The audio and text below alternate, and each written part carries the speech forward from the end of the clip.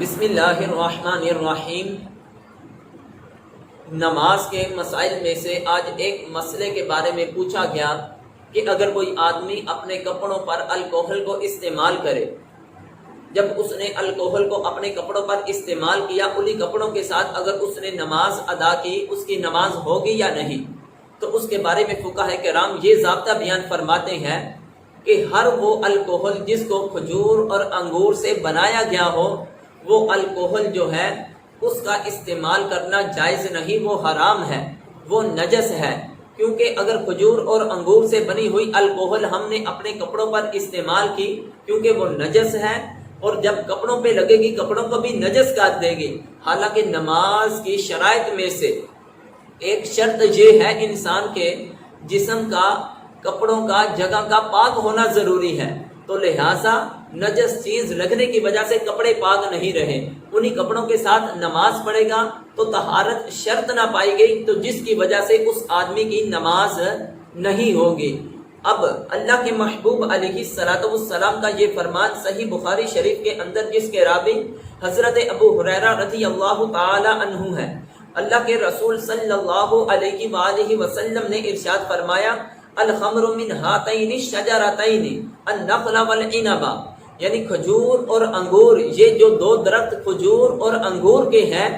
ان کے اندر خمر ہے، یعنی ان سے جو تیار کی جائے گی وہ خمر ہوگی، اور خمر جو ہے وہ حرام ہے، نجس ہے۔ تو لہٰذا اس وجہ سے اگر کوئی الکوہل کھجور اور انگور سے بنی ہوئی ہوگی، انسان کو پختہ یقین ہو کہ انہی کے ساتھ ہی بنی ہوئی ہے، تو پھر ایسی الکوہل کو انسان کے لیے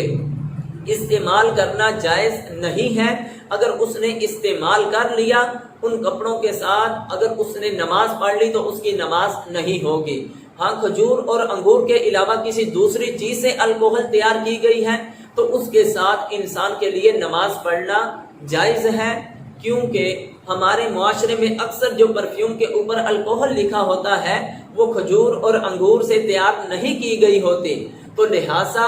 ہر وہ الکوہل کے جس کے بارے میں ہمیں پختہ یقین ہو جائے کہ یہ کھجور اور انگور سے تیار کی گئی ہے،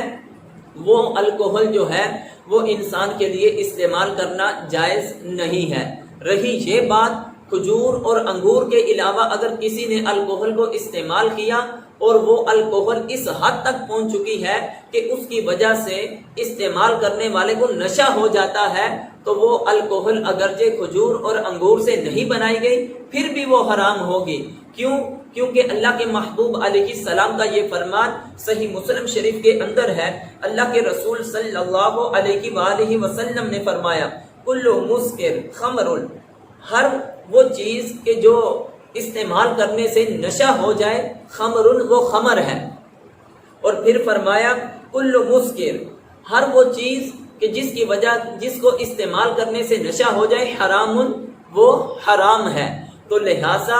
یہ حرام چیز جو ہے یہ نجس ہے، تو لہٰذا یہ بھی اگر کپڑوں کو لگ گئی تو پھر بھی انسان کے لیے ان کپڑوں کے اندر نماز پڑھنا صحیح نہیں ہوگا۔ رہی یہ بات کہ ہمارے معاشرے میں جو پرفیوم استعمال کی جاتی ہے وہ کھجور اور انگور سے نہیں بنی ہوتی،